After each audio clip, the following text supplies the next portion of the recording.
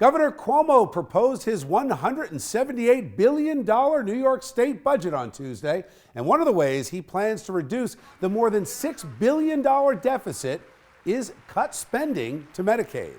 A new team will be tasked with identifying ways to trim $2.5 billion in spending.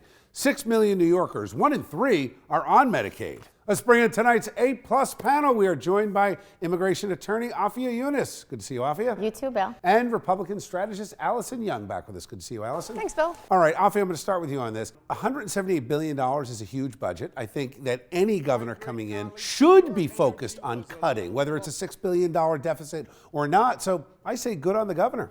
Well, I mean, they should be focused on cutting spending, but again, let's keep this in perspective. It's less than 4% of the overall budget. And of course, it makes sense to cut funding on Medicaid. I mean, let's pick out social welfare and cut that down and not look at anything else. And the irony is, I feel like this was something that he had done in 2012 by capping property tax, and so he's dealing with that there. So he helped the rich property owners, and now he's hurting the people who are on welfare. Allison, you're in pain with that answer, so what do you think? Do you disagree? I mean, there's something to be said that Medicaid impacts poor people. Take out the waste, fraud, and the abuse. There's obviously a lot of abuse in all these systems, all the entitlements. But, you know, what about trimming some of the lawyers, the architects, the engineers, these fat cats that get all kinds of tax breaks? All right, Bill.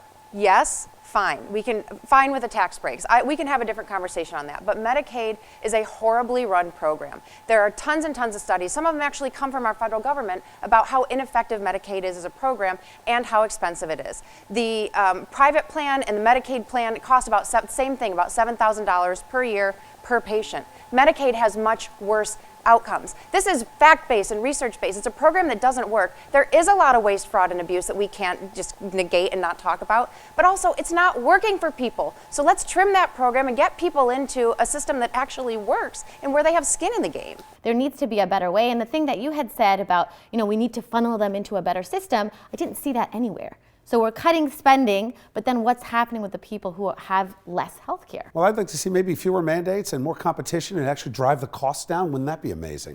Be a start. Thanks, guys.